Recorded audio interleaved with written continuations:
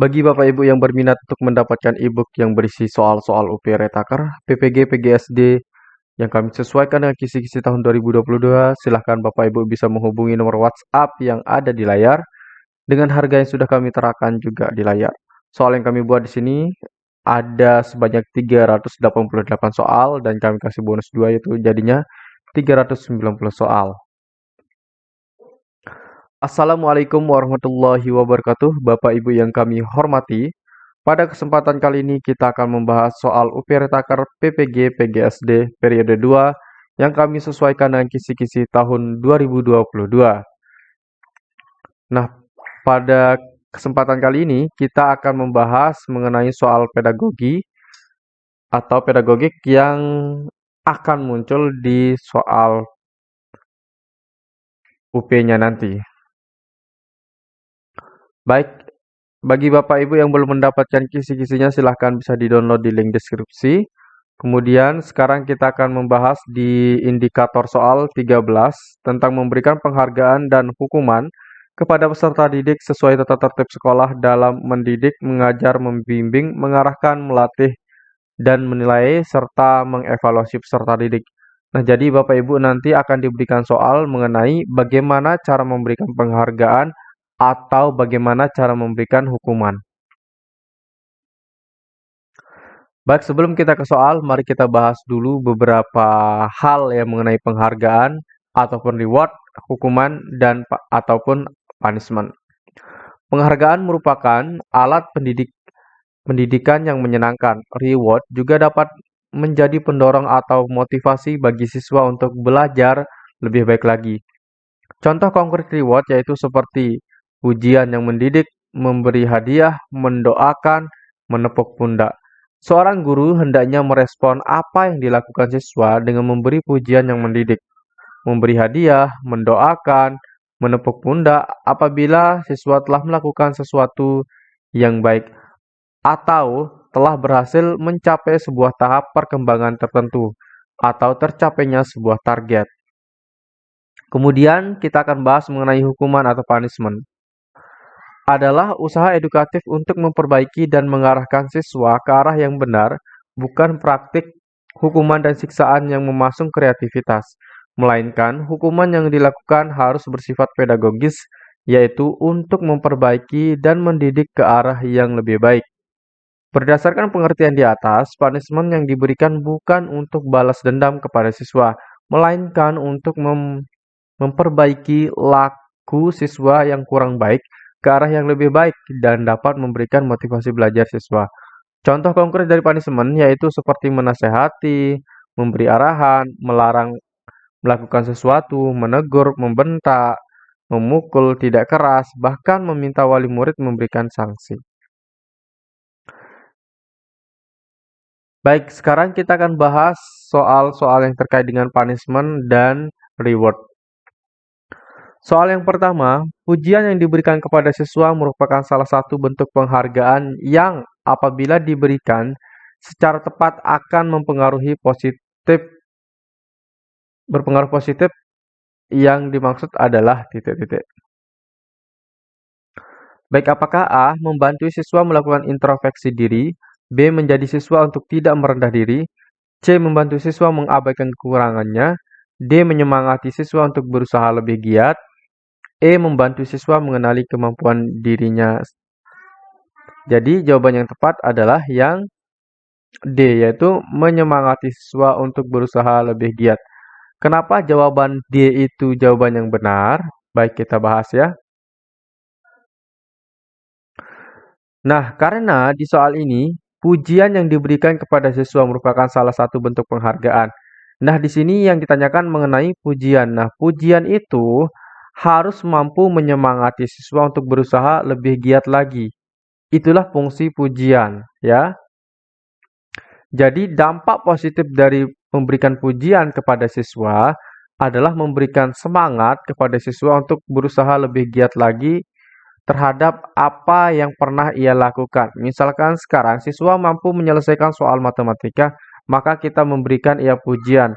Nah, dari pujian itu maka timbullah semangat siswa untuk berusaha lebih giat lagi agar nanti terus mendapatkan pujian. Nah, kita dapat simpulkan juga Bapak Ibu bahwa setiap manusia itu kan suka diberikan pujian. Apalagi kalau setelah menyelesaikan sesuatu, kemudian kita berikan pujian, maka seseorang akan lebih bersemangat lagi, akan lebih termotivasi lagi untuk melakukan sesuatu yang lebih baik. Baik, sekarang kita lanjut ke soal yang kedua, Bapak Ibu. Seorang guru memberikan hukuman kepada siswa yang tidak menyelesaikan tugas yang diberikan guru.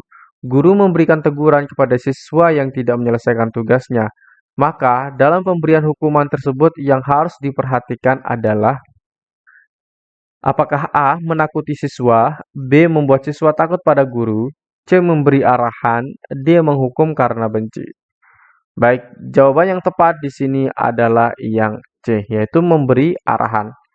Nah, ketika kita menegur siswa, ya, ketika kita menegur siswa, kemudian memberikan hukuman kepadanya, seharusnya hukuman tersebut atau hukuman yang diberikan kepada siswa harus mampu memberikan arahan kepada yang lebih baik lagi ya. Jangan sampai hukuman yang diberikan itu membuat siswa itu takut, kemudian tidak termotivasi, kemudian mendapatkan tekanan. Nah, itu jangan sampai. Tetapi hukuman itu diberikan agar siswa itu mampu diberikan arahan, mampu melakukan sesuatu yang sesuai dengan arahan gurunya. Jadi jawaban yang tepat di sini adalah yang C. Kemudian kenapa jawaban A itu salah, menakuti siswa? Nah, otomatis ini salah. Kenapa? Kalau kita memberikan hukuman kepada siswa kita dengan mempengaruhi psikologi siswa kita, misalkan dia takut, nah itu dapat memberikan pengaruh yang negatif terhadap mentalnya nanti. Bisa saja ketika kita meminta siswa tersebut untuk bertanya tentang pembelajaran, dia tidak berani berbicara atau tidak berani menanyakan apa yang dialami. Misalkan dia ada kesulitan dalam menyelesaikan soal matematika.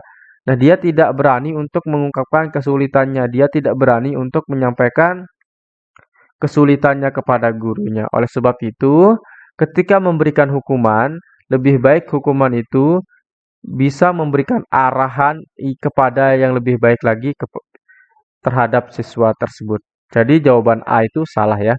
Kemudian jawaban B juga sama. Membuat siswa takut kepada guru ini juga sama dengan yang A. Kemudian yang D, menghukum karena benci. Nah, sebaiknya sebagai guru itu, ketika kita menghukum orang, ketika kita menghukum siswa kita, bukan karena kita jengkel, bukan karena kita benci siswa kita, tetapi karena agar siswa itu mendapatkan pendidikan. Memberikan hukuman itu agar siswa mampu mengarahkan diri untuk menjadi pelajar yang lebih baik lagi, manusia yang lebih baik lagi. Artinya kita memberikan arahan kepada yang lebih baik lagi. Jadi jawaban D itu salah karena hukuman, karena benci. Jadi jangan karena jengkel kita menghukum siswa kita. Baik, soal yang ketiga. Nah, kalau Bapak Ibu menemukan soal seperti ini, ada angka atau pernyataan dari 1 sampai 5 atau 1 sampai 6 dan seterusnya, maka cara menyelesaikan soal seperti ini adalah Bapak Ibu langsung saja ke pertanyaannya ya. Pertanyaannya itu biasanya ada di paling bawah sini. Baik, kita baca dulu pertanyaannya. Pernyataan di atas yang sesuai dengan pemberian hukuman kepada siswa pada pembelajaran adalah titik-titik. Nah, jadi kalau kita menjawab pertanyaannya langsung, jadi kita jelas nih yang dimau oleh soal tersebut. Nah, di sini yang dimau oleh soal ini adalah mengenai pemberian hukuman kepada siswa.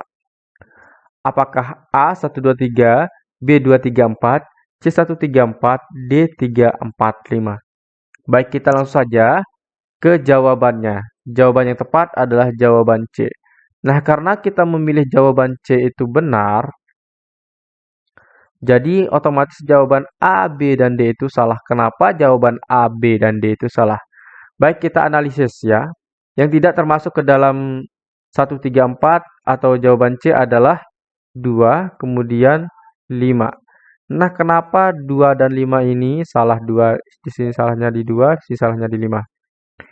Baik, kita lihat yang angka 2 ini untuk mengancam siswa agar takut pada guru. Nah, ketika kita memberikan hukuman kepada siswa itu jangan sampai memberikan ancaman kepada siswa. Jadi otomatis jawaban nomor 2 ini salah. Pernyataan nomor 2 ini salah ya. Kemudian pernyataan nomor 5 membuat siswa tidak berani berkomunikasi dengan guru. Nah, ini juga salah. Kenapa? Karena kalau kita membuat siswa kita itu takut untuk berkomunikasi dengan gurunya, otomatis pembelajaran yang kita berikan kepada siswa itu tidak akan berjalan dengan baik ya. Maka lebih baik kalau kita memberikan arahan itu atau hukuman, hukuman yang dilakukan harus bersifat pedagogis artinya mendidik. Nah, jadi hukuman kita yang kita berikan itu harus bersifat mendidik. Kemudian angka 3 ini untuk memperbaiki dan mendidik ke arah yang lebih baik. Nah, ini juga jawaban yang tepat. Kemudian yang 4 dapat memberikan motivasi kepada siswa. Nah, walaupun kita memberikan hukuman, hukuman itu juga mampu memberikan motivasi kepada siswa tersebut. Jadi, jawaban 1, 3, dan 4 adalah yang benar, yaitu yang C. Baik Bapak Ibu, itu saja yang dapat saya sampaikan pada video kali ini. Semoga bermanfaat. Sekian dan terima kasih. Assalamualaikum warahmatullahi wabarakatuh.